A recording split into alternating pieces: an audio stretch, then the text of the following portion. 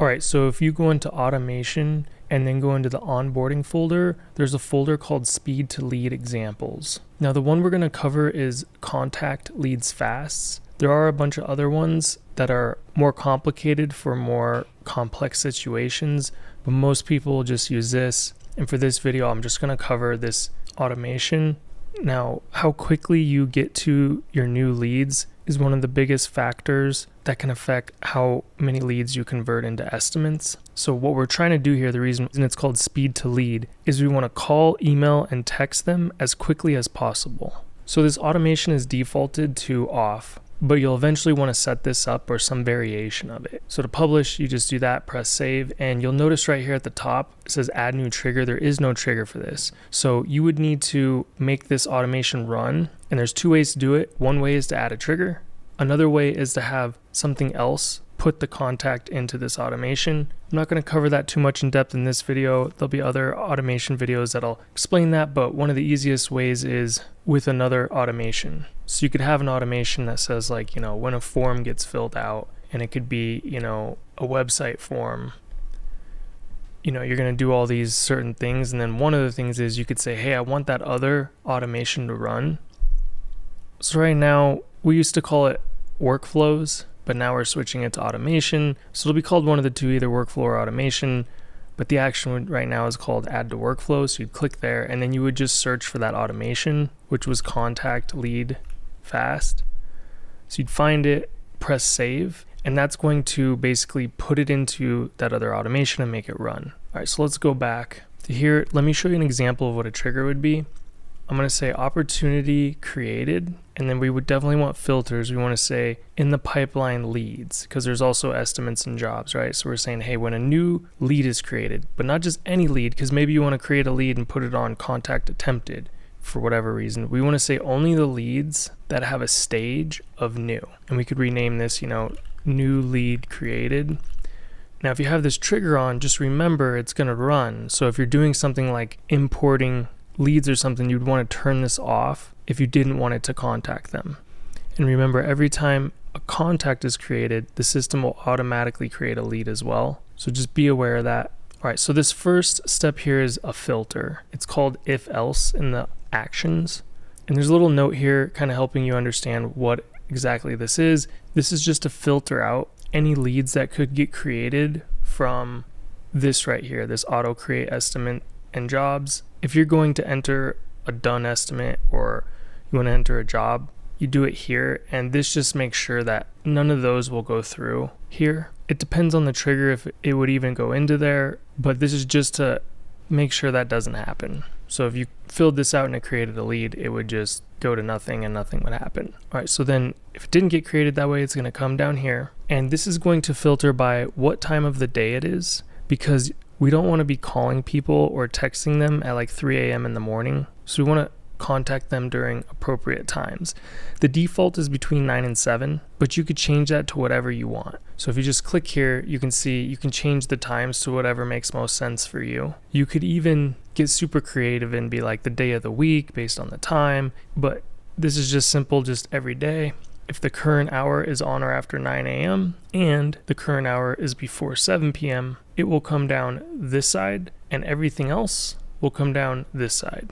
So if it's appropriate hours, we've got this call right here. And this is because we want to call the lead immediately. Now the way this works is it's actually going to call whoever is the assigned user. Depends on how it's set up, but if you're just solo, all new leads will be assigned to you. And if it's unassigned, it'll just call the business phone number. But essentially what I'm saying is it's going to call you, not the contact. It's going to call you to make sure you're available first. When you answer the phone, you're going to hear a whisper message, which is just a robotic voice. And it's going to say new lead from Facebook, new lead from website, whatever the contact lead source is, it'll say that. And then it'll say name is, and then it'll give you the contact name. So it'd be like new lead from website, name is John Smith. Now, if you're ready, able, and available, you're going to answer. You're going to hear that. You're going to say, yes, I do want to call this lead right now. The way you tell the system to do that is you press any number on the keypad. So you could just press 1 or 2 or 3. And after it's repeated the whisper message 3 times, it will connect you with the call. So it repeats it 3 times just to make sure you heard it, it makes sense and stuff. Sometimes when you answer, it's already speaking. So again, it'll be 3 times, and as long as you've pressed a button sometime in between there, after it's finished saying the whisper message on the 3rd time, it will start ringing, and that's it actually calling the lead. Now, what it'll actually do is it'll ring, and if the lead does not answer, it'll say lead didn't answer, and it'll end the call. It won't even allow you to leave a voicemail, and you'll see why in a sec, but mainly under these advanced settings, we have this voicemail detect on, and we also have the connect call after key press. You could adjust these if you want, but I do believe that this is the best setting, and I'll explain why. So in the automations, you always have settings, and with this setting, there is 2 things that are different than the default.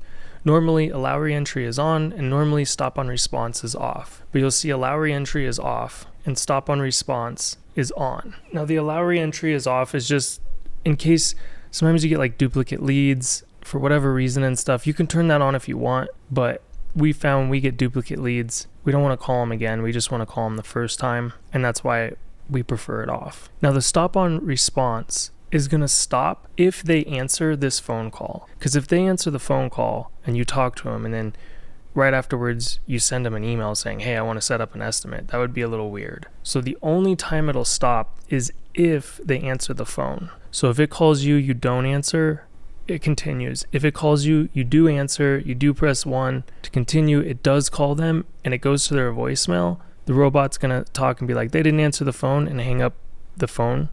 And then it will go to an email. If you get the call, press 1, it starts calling them, and they don't have a voicemail and you just hang up while it's ringing, it'll go to email. The only time it won't go to the email is if they actually answer, because it's stopping on response. All right, and then if you don't answer the phone, right, you're working, you get a lead, but you don't have time to answer it, it's just going to go to the next step and it's going to email them. And it's just this generic email. You can come in right here and you can change it. You can even select a pre-written template, and you might want to adjust this to your liking. There's a couple key important things here. One is it says thanks location name. So it'll say thanks ABC Painting. If you want it to say your name, you could just hard type it in, or you could make it dynamic. So you could say, I want it to be the user full name, but that only works if they're assigned to a user.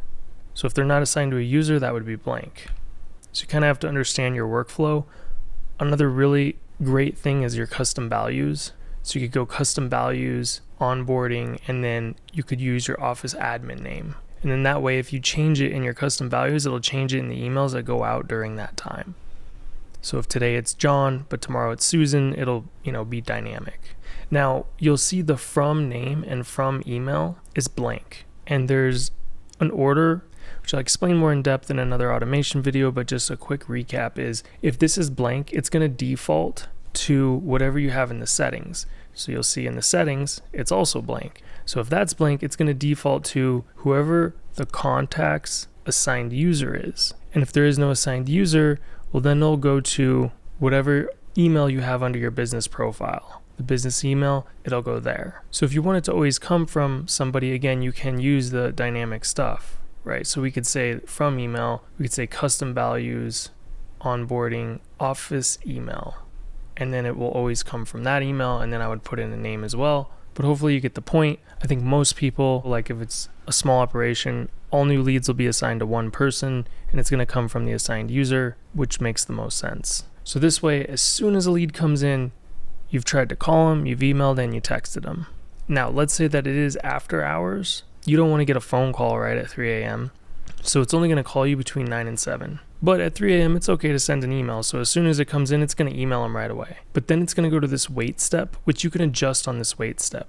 It starts at 9 a.m. So basically, any lead that comes in after 7 is going to sit right here until 9 a.m. And then it's going to go to this one, which is basically a go-to. You just follow the line and then it'll send the text. So it'll wait till 9 to text them. And you could adjust this if you don't, want it to go out on the weekends. You just turn off Saturday, Sunday, and you can adjust, the time window and mess with other stuff if you want as well. So if you set a trigger, turn this on, basically all new leads are going to get called, emailed, and text as soon as possible, increasing the likelihood of you converting that lead into an estimate.